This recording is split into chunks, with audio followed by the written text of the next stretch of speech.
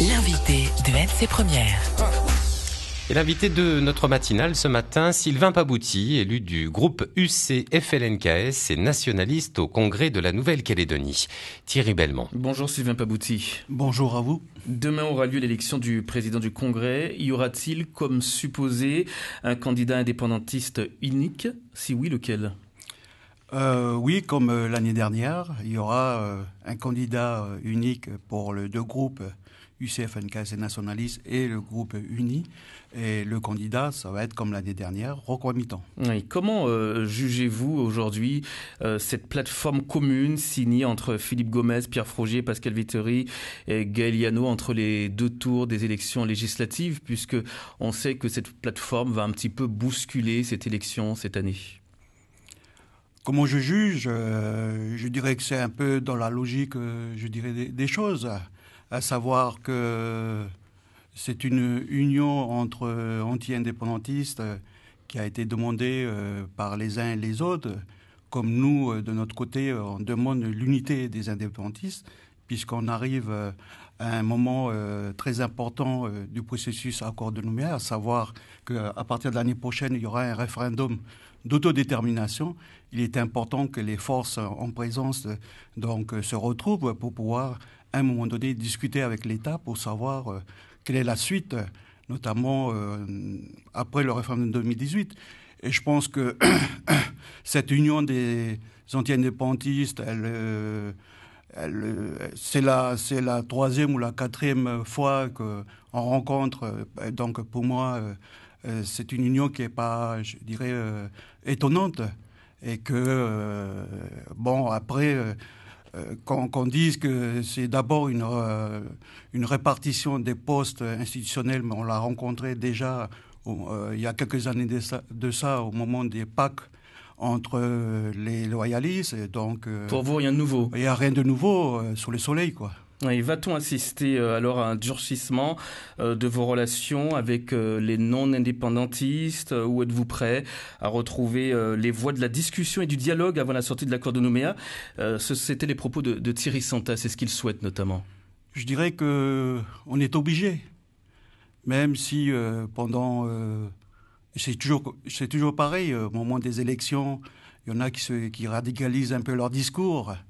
Je dirais ça fait partie de la campagne électorale, ça fait partie un peu des jeux, même si parfois on peut considérer que certains propos sont assez arrogants et méprisants, mais je dirais que c'est le temps de la campagne. Le plus important, c'est la suite. Une fois que les moments des élections sont passés, il est important qu'on soit autour d'une table et puis qu'on discute de la suite. Je crois que c'est le plus important et c'est dans l'intérêt de tout le monde et notamment des citoyens de ce pays. Oui, c'est important ce que vous dites. On n'a pas entendu de la bouche de tous les indépendantistes. Vous dites que le temps de la campagne est passé, donc tout cela est derrière nous. Aujourd'hui, il faut aller de l'avant. En gros, c'est ce que vous dites et discuter avec les loyalistes avant ce référendum.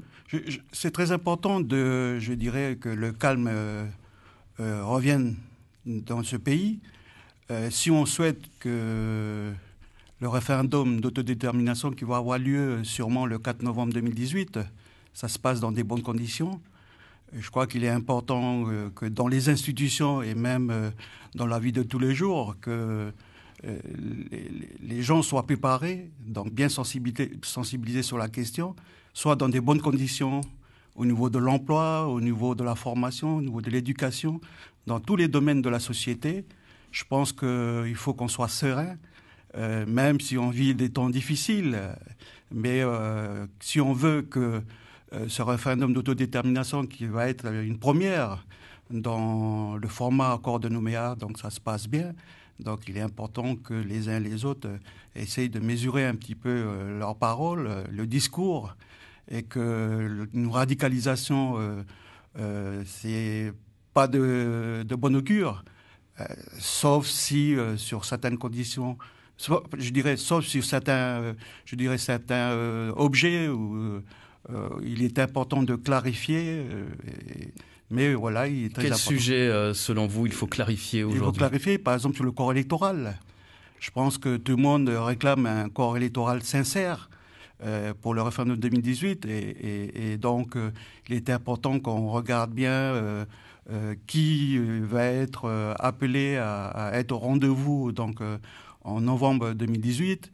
Il est important que ceux qui ne sont pas inscrits encore actuellement sous la liste électorale référendaire donc, puissent l'être. Il faut tout faire pour que tout le monde soit présent. Donc voilà ce que j'appelle une clarification. Je pense qu'il y a certains problèmes à régler. Si on regarde les recommandations des experts de l'ONU, les recommandations donc, du comité de décolonisation de l'ONU, donc ils ont soulevé un certain nombre de problèmes, donc il faut s'atteler à régler. Quel est votre regard sur cette manifestation du Rhin, de l'USTKE prévue ce matin pour l'inscription de tous les Kanaks sur la liste référendaire? Sylvain Pabouty, est-ce que ce n'est pas une manifestation pour rien? C'est demain matin. Hein. Demain matin, pardon. Pas ce matin, mais demain matin, donc... à la limite, c'est même pas demain matin, parce que c'est vrai que le rendez-vous au Moaka, c'est à 11h, mais la manifestation est prévue à 13h30, donc à partir de Moaka, etc. Je pense elle est très importante. Ce n'est pas pour rien, puisque le Rhin avait organisé l'année dernière, un certain 26 octobre, une marche dans les rues de Nouméa, où il y avait grosso modo entre 4 000 à 5 000 personnes. Et ça a permis effectivement donc, de soulever une problématique que les uns et les autres, je dirais l'État en premier, et puis des formations politiques importantes de ce pays, avaient un peu plus ou moins délaissé. Et c'est là où on a pris conscience qu'il y avait au moins 25 000 Kanaks de statut coutumier qui n'étaient pas inscrits sur une liste générale, donc ne pouvaient pas bénéficier de l'automaticité pour être inscrits sur la liste référendaire. Et donc, le comité de suivi comité de signataires, qui a suivi donc, et qui a eu lieu à Paris au mois de novembre, a pris en compte cette problématique, donc a mis en place un groupe de travail. Et c'est ce groupe de travail-là qui va rendre donc ses travaux d'ici à la fin du mois. Oui, donc c'est très important, puisque maintenant, aujourd'hui, on est dans un nouveau contexte politique.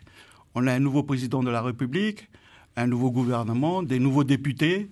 On ne sait pas s'ils sont bien au courant de la situation au pays. Est-ce qu'ils sont bien au courant qu'on est quand même dans une situation coloniale? On n'est pas dans n'importe quel département de France. On n'est pas dans les Antilles, on n'est pas dans les Pyrénées. On est quand même en Nouvelle-Calédonie. Il y a une histoire. Et une histoire est marquée par... Le président a changé, mais la loi, elle, n'a pas encore changé, ça vous êtes... Oui, mais il y a beaucoup d'interprétations qui peuvent se faire à partir d'une loi. Oui, se présenter au Congrès comme un groupe uni face à des républicains désunis, est-ce que c'est une stratégie qui peut durer pour les indépendantistes? C'est une stratégie qui peut durer. On verra demain ou après-demain s'il y a des éléments qui viennent remettre en cause cette stratégie. On sait tout simplement que l'année dernière... on a fonctionné de la même façon, à savoir que pour l'élection du président et l'élection des membres du bureau, à savoir les vice-présidents ainsi que les secrétaires et les questeurs, on s'est mis ensemble, il y avait une seule liste déposée. Et pour le renouvellement des commissions, même s'il y a 2 listes, mais on s'accorde pour faire en sorte qu'on ait les mêmes candidats dans les différentes commissions ou les présidences de certaines commissions. Sylvain Pabouty, élu du groupe UC FLNKS et nationaliste au Congrès. À tout à l'heure.